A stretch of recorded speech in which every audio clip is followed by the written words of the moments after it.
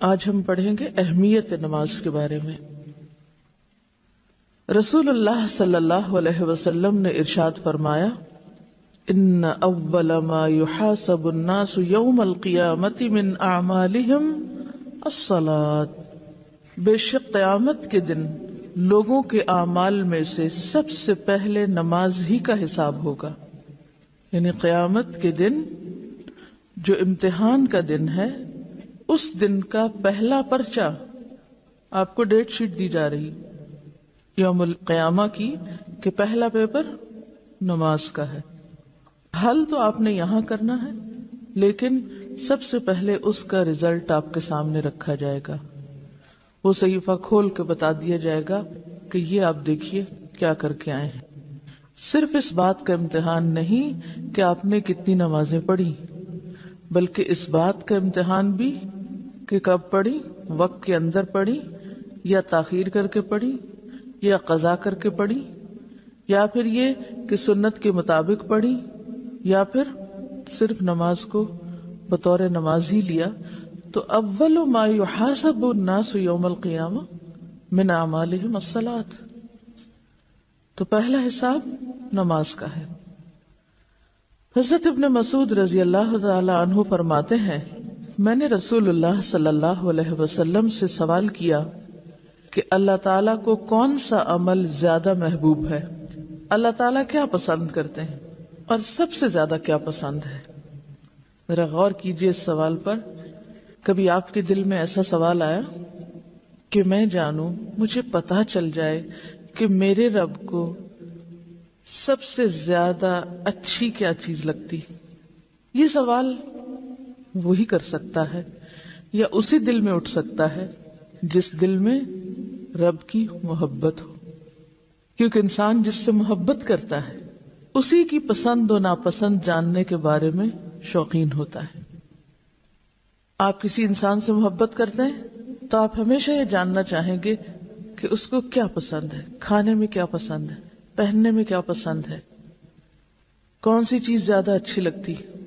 تو اگر آپ کو واقعی اللہ سے محبت ہے اور آپ کے دل میں یہ تڑپ ہے کہ آپ اپنے رب کو راضی کر سکیں، اسے خوش کر سکیں، تو یقیناً آپ پوچھیں گے کہ سب سے اچھا عمل کون سا ہے جو اللہ تعالیٰ کو محبوب ہو۔ آپ نے فرمایا، وقت پر نماز پڑھنا۔ میں نے کہا پھر کون سا؟ آپ نے فرمایا، ماں باپ کے ساتھ نیک سلوک کرنا۔ میں نے کہا پھر کون سا؟ آپ نے فرمایا، اللہ کے راستے میں جہاد کرنا۔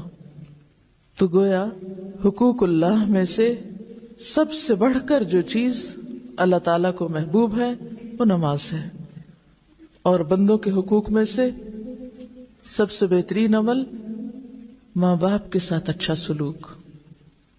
رسول اللہ صلی اللہ علیہ وسلم نے فرمایا، نماز کے بارے میں اللہ سے ڈرو، نماز کے بارے میں اللہ سے ڈرو، نماز کے بارے میں اللہ سے ڈرو۔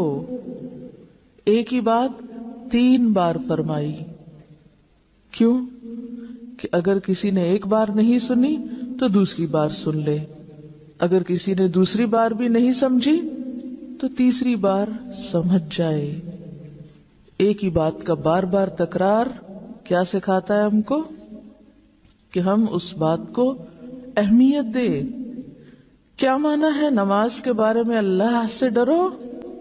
کہ قیامت کے دن جب اس کے بارے میں حساب ہوگا یا پوچھ ہوگی تو حساب سخت ہوگا، تمہیں جواب دینا ہوگا، تمہاری پوچھ ہوگی، پھر کیا جواب دو گے کہ کیسی نمازیں پڑھی تھی؟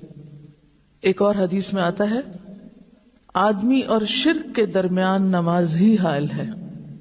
اب دیکھیے 3 طرح اس بات کو کہا گیا ہے، کفر، شرک اور منافقت۔ ان تینوں چیزوں سے برات کے لیے ثبوت کس چیز سے دینا ہے؟ نماز سے۔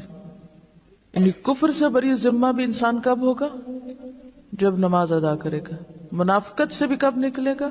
جب نماز درست ہوگی۔ شرک سے بھی کب پاک ہوگا؟ جب نماز درست ہوگی۔ یا دوسرے لفظوں میں نماز انسان کو شرک سے بچانے والی ہے۔ سورۃ الروم میں اللہ تعالیٰ فرماتے ہیں، اقیموا الصلاۃ ولا تکونوا من المشرکین، نماز قائم کرو اور مشرکین میں سے نہ ہو جاؤ، مشرک نہ بنو۔ تو گویا نماز کا نہ پڑھنا جہاں کفر بھی ہے، وہاں نماز کا نہ پڑھنا منافقت کی علامت بھی ہے، اور اسی طرح نماز نہ پڑھنا شرک بھی ہے۔ تو ترک نماز معمولی جرم نہیں، تمام خرابیوں کا مجموعہ ہے۔ جو خرابیوں کی بنیاد یا جڑ ہے ان سب کو سمبلائز کرتا ہے۔ پھر فرمایا نماز دین کا ستون ہے، جس طرح ستون پر ایک عمارت کھڑی ہوتی ہے، اسی طرح نماز ہے تو دین ہے، نماز نہیں تو دین بھی نہیں۔ پہلے کفر، منافقت اور شرک کی بات کی گئی، اور اب دین کی اصل بتائی گئی کہ دین کی اصل کس پر قائم ہے؟ نماز پر۔ نماز کے بغیر کسی شخص کے دیندار ہونے کا کوئی تصور نہیں۔ قیامت کے دن جب اللہ تعالیٰ بعض دوزخیوں پر رحمت کرنے کا ارادہ فرمائے گا تو فرشتوں کو حکم دے گا کہ وہ دوزخ سے ایسے لوگوں کو باہر نکال لیں جو اللہ کی عبادت کیا کرتے تھے۔ فرشتے انہیں نشان سجدہ سے پہچان کر دوزخ سے نکال دیں گے۔ یعنی بعض لوگ ایمان والے ہوں گے، نماز بھی پڑھتے ہوں گے، لیکن کچھ اور قصور یا جرائم ایسے کیے ہوں گے انہوں نے کہ ان کی وجہ سے وہ جہنم رسید ہوں گے۔ پھر جب وہ اپنے قصوروں یا گناہوں کی سزا بھگت چکیں گے اور اللہ تعالیٰ ارادہ فرمائے گے کہ اب ان کو واپس نکال لیا جائے، تو فرشتوں کو حکم دیا جائے گا کہ جائیں ان کو جہنم سے ڈھونڈ کے نکال لائیں۔ اب فرشتے جائیں گے، دیکھیں گے کہ کہاں ہیں وہ لوگ، تو ان کو کہاں سے پہچانیں گے؟ کن بیجز سے؟ سجدے کے نشان کے بیج سے۔ یہ ہیں وہ لوگ، ان کو نکال لیا جائے، کیونکہ سجدے کی جگہوں پر اللہ تعالیٰ نے دوزخ کو حرام کر دیا ہے، وہاں آگ کا کچھ اثر نہ ہوگا۔ یعنی سجدے کے جو نشان ہیں یا سجدے کی جو جگہیں ہیں، مثلا ہاتھ ہیں، گھٹنے ہیں، 7 اعضاء پہ سجدہ ہوتا ہے نا، تو جن اعضاء پہ سجدہ ہوتا ہے، ماتھا، ناک، ہاتھ، گھٹنے، پاؤں، تو ان جگہوں پہ آگ نہیں لگے گی، یعنی وہ ایک طرح سے فائر پروف ہوں گے۔ فرمایا سب سے افضل عمل اول وقت پر نماز پڑھنا ہے۔ فرمایا جب آدمی نماز کے لیے کھڑا ہوتا ہے تو رحمت الہی اس کی طرف متوجہ ہو جاتی ہے۔ یعنی جو شخص یہ چاہتا ہو کہ اللہ تعالیٰ اس پر نظر رحمت فرمائے، اسے چاہیے کہ نماز میں کھڑا ہو جائے۔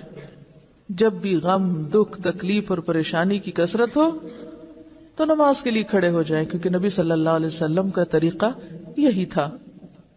فرمایا میرے پاس جبریل آئے اور کہنے لگے، اے محمد صلی اللہ علیہ وسلم، خواہ کتنا ہی آپ زندہ رہیں، آخر ایک دن مرنا ہے، اور جس سے چاہیں کتنی ہی محبت کریں، آخر ایک دن جدا ہونا ہے، اور آپ جیسا بھی عمل کریں اس کا بدلہ ضرور ملنا ہے، اور اس میں کوئی تردد نہیں کہ مومن کی شرافت تہجد کی نماز میں ہے، اور مومن کی عزت لوگوں کے مال سے استغنا برتنے میں ہے۔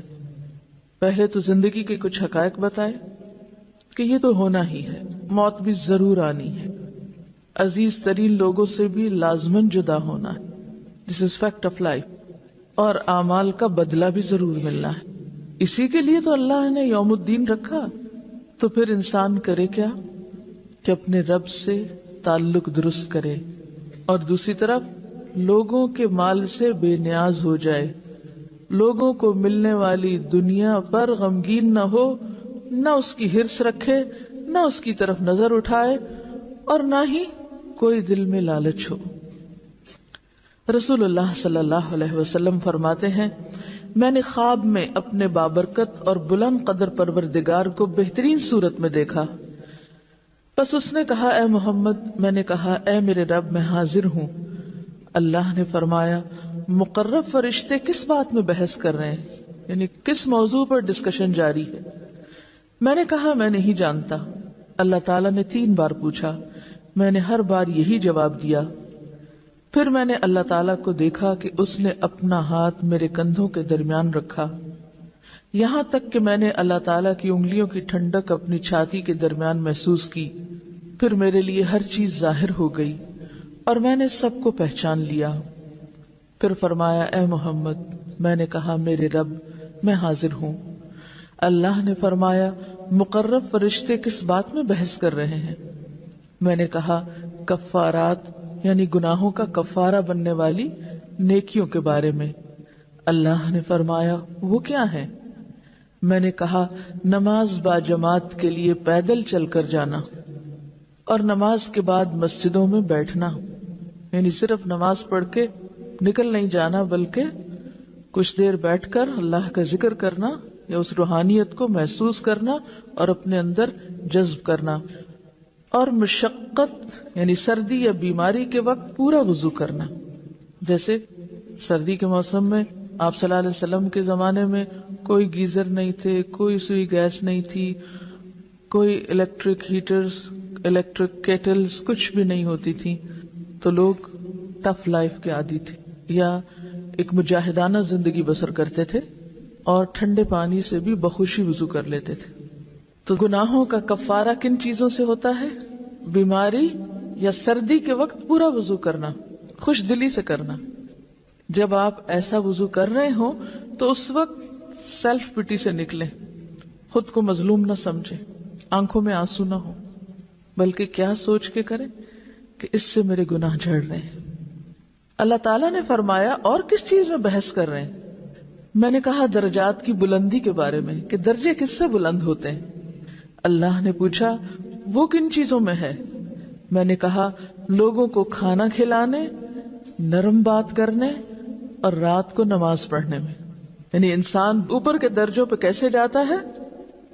لوگوں کو کھانا کھلانے سے، نرمی سے بات کرنے سے، اور رات کی نماز سے مراد تہجد کی نماز ہے، اور رات کو نماز پڑھنے میں جب لوگ سو رہے ہوں۔ اب اگر آپ یہ 3 کام کر لیں تو 3 درجے اوپر چلے جائیں گے۔ اگر 3 نہیں کر سکتے تو 2 کر لیں، 2 نہیں کر سکتے تو کم از کم 1 تو کریں۔ مثلاً آپ کے پاس مال نہیں، آپ خود بھی کھانے کے لیے دوسروں کے محتاج ہیں، آپ کہاں سے کھلائیں دوسرے کو؟ اگرچہ انسان اس میں سے بھی لقمہ 2 لقمے دوسرے کو دے سکتا ہے، لیکن اگر نہیں تو دوسری چیز پر تو کچھ خرچ نہیں آتا، اور وہ کیا ہے؟ نرم بات کرنا۔ ایک ہی بات انسان 2 طریقوں سے کر سکتا ہے، سختی سے روب جھاڑ کر، چیخ چلا کے، اور نرمی سے۔ فرق صرف آپ کے اپنے مزاج کا ہے، آپ کی سوچ کا ہے، آپ کے اندر کی تبدیلی کا ہے۔ آپ کا ڈیسیژن ہے کہ آپ ایک ہی بات کو کیسے کہنا چاہتے ہیں۔ ہاں، اگر آپ نرم بات کریں گے، آرام سے بات کریں گے تو آپ کے درجات بلند ہوتے چلے جائیں گے، لوگوں کے دلوں میں بھی بلند ہوں گے۔ ایسا نہیں کہ صرف آخرت میں، دنیا میں بھی انسان کا مرتبہ بڑھنے لگتا ہے، وہ معزز ہو جاتا ہے۔ اور اگر آپ مجبور ہیں اپنی عادت سے کہ 20-30 سال میں اب اتنی پکی ہو چکی ہے کہ بازی نہیں آ رہے کوشش کے باوجود، تو پھر راتوں کی نماز شروع کریں۔ کہیں تو آگے بڑھنے کی کوئی عملی کوشش ہونی ہی چاہیے، صرف آرزوؤں اور تمناؤں سے بات نہیں بنے گی کہ صرف ہم سوچتے ہی رہ جائیں اور کریں کچھ نہ۔ پھر اللہ تعالیٰ نے فرمایا اپنے لیے جو چاہو دعا کرو۔ رسول اللہ صلی اللہ علیہ وسلم نے فرمایا کہ پھر میں نے یہ دعا کی، اللہم انی اسألک فعل الخیرات وترک المنکرات وحب المساکین وان تغفر لی وترحمنی وَإِذَا أَرَدْتَ فِتْنَةً فِي قَوْمٍ فَتَوَفَّنِي غَيْرَ مَفْتُونٍ وَأَسْأَلُكَ حُبَّكَ وَحُبَّ مَنْ يُحِبُّكَ وَحُبَّ عَمَلٍ يُقَرِّبُ إِلَى حُبِّكَ۔